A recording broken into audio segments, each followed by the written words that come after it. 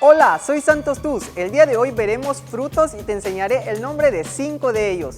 ¡Vamos a aprender maya!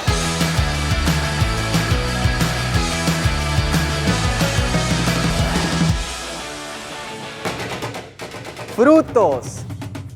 Vamos a ver el nombre de 5 frutos que seguramente tú conoces o has visto. Estos son muy importantes en la región. ¿Sabías cómo se dicen? Si no lo sabías, hoy te lo enseñaré. ¿Estás listo? Calabaza, tomate, zapote, mamey, chacalhaas y el chile, calabaza, tomate, zapote, mamey, chacalhaas, chile y... Estos fueron 5 frutos en lengua maya. La siguiente semana te enseñaré 5 más. Malo, canantaba. Bueno, cuídate.